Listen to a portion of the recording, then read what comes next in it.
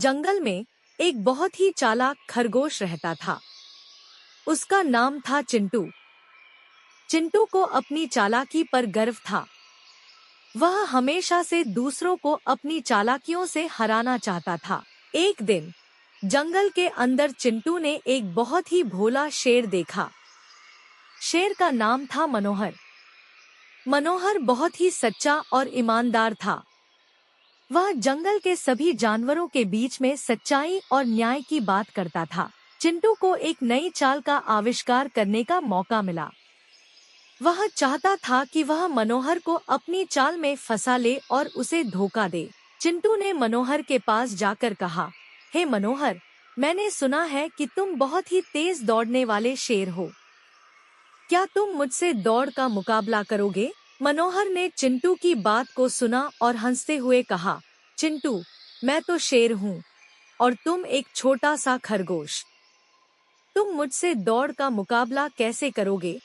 चिंटू ने मुस्कुराते हुए कहा, मुझे पता है, मैं तुमसे दौड़ का मुकाबला नहीं कर सकता, लेकिन मैं तुमसे अधिक तेज चल सकता हूँ। मनोहर को चिंटू की बात पर हंसी आई।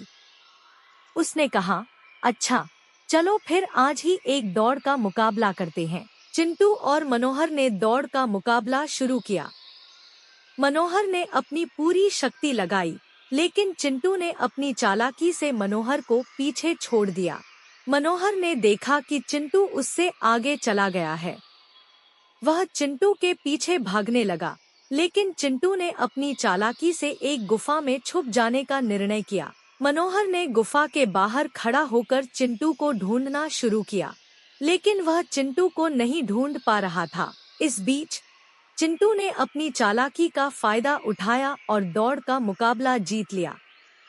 मनोहर ने चिंटू की चाल को देखकर अचंभित होकर कहा, चिंटू, तुम बहुत ही चालाक हो। मैंने कभी नहीं सोचा था कि एक खरगोश इतना चालाक हो सकता है। चिंटू ने मनोहर को धन्यवाद दिया और कहा, धन्यवाद मनोहर। चालाकी और बुद्धिमत्ता का खेल हर जगह चलता है। इस कहानी से हमें यह सीखने को मिलता है कि हमें हमेशा अपनी चालाकी का इस्तेमाल सिर्फ अपने फायदे के लिए नहीं करना चाहिए, बल्कि हमें उसे दूसरों की मदद में भी इस्तेमाल करना चाहिए।